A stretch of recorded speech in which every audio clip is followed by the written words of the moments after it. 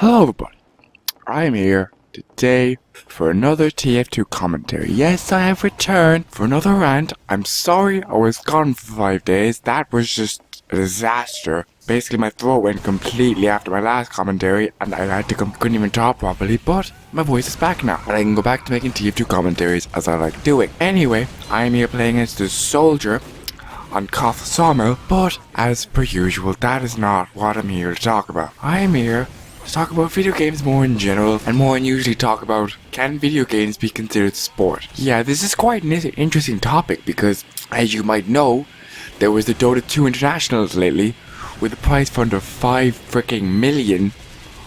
Holy crap, that's a lot of money. But that's not the point. It was actually shown on the ESPN. That's surprising, because the ESPN, they always show sport, you know, American football, soccer, not so much soccer, but like, you know, you get the drift. It's mostly a sports channel. So, it's a weird debate to bring up because most people who play sports don't consider video games a sport.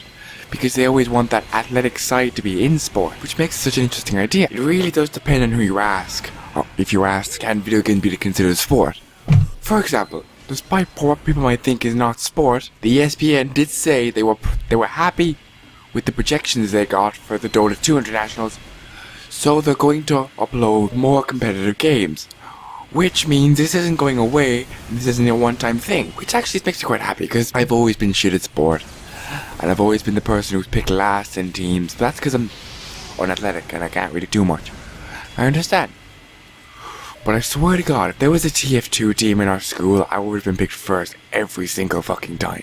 I swear to God. It's not that I'm a pro or anything, it's just the fact, okay, if your school does TF2, you're probably the best at it, because no one else gives a shit. Because let's face it, if your school does TF2, they're not going to really give a shit about it. It's going to be like, oh, badminton, or oh, TF2.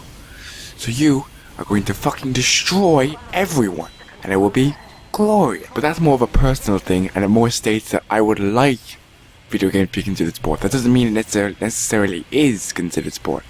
But by definition, in the Oxford Dictionary, I looked this up, sport is defined as activity that you do for pleasure and that needs physical effort or skill, usually done in a special area and controlled to fix rules. If you look at the definition, that actually does fit sport, because I looked at a few other dictionary definitions and they all say just athletics. But this one's different because it states skill. I understand that video games don't take much physical effort, but by God they do take skill. I am really, really bad at StarCraft 2. I could not take on anyone in StarCraft 2. But there are people who are unbelievable at that game because they play it for hours and hours on end, and they have a really good strategic mind. In my opinion, this whole idea goes in the same borderline as poker. Poker has been shown in sports games for years, as well as chess and many board games. Those all take skill, but not athletic skill of the sorts. It takes mental skill.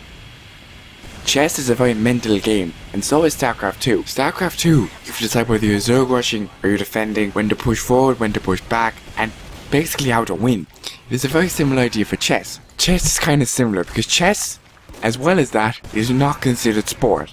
Even though it should, because it takes mental skill. It's very much a competitive game. It's usually in a special area and it has fixed rules. So it does fit into that criteria that we were looking for, which according to the dictionary applies it as sport. Now, personally, the only game I'm really good at in sports wise is basketball, but that's because I'm 6'4", and I know some people who wouldn't consider any of these sport.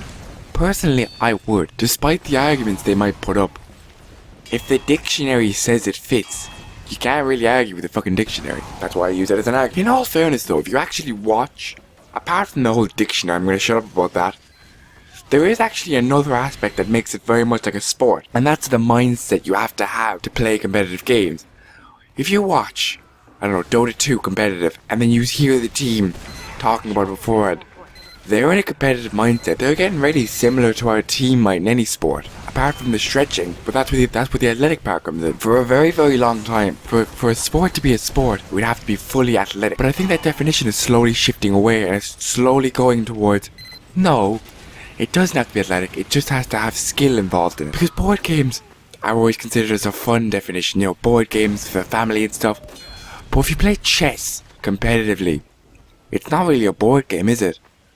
It is a board game, but when you think the word board game, you always think recreational, you think with your family, it's like a family night. And that's why it's a bit of a problem, because it is a fully competitive game with fully working tournaments that are like international and are recognized as proper tournaments. And going back to that last example, it is the exact same for any competitive video game. Similar to my last example, video games are often considered recreational as well. Video games have never been considered a competitive market. But seriously, with a pot like that in Dota 2, you could pay for a lot, okay?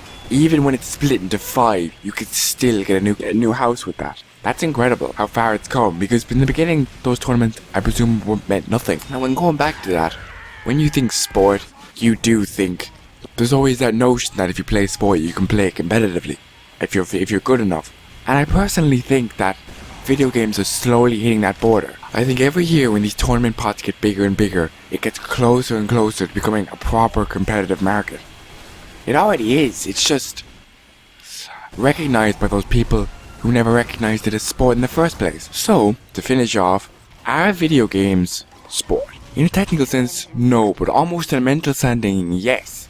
It almost seems like it's becoming a sport slowly but surely. It's not really recognized by people who do sport, like basketball and baseball, those kind of games. It takes just as much skill to learn how to do those other things. It's just not physical skill, it's mental skill. That's the important thing you should take into account when you're thinking, are video games a sport? You have to think, well, how competitive is it? Because really, if you think about it, what really makes a sport is the competitive edge it has.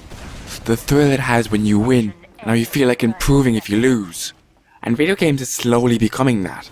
It's not there yet, but it's very much what this ESPN thing is a sign of things to come. Anyway, if you like what you saw, I'll see you again next time. If you didn't like what you saw, then I won't see you next time. Feel free to like and subscribe. Bye.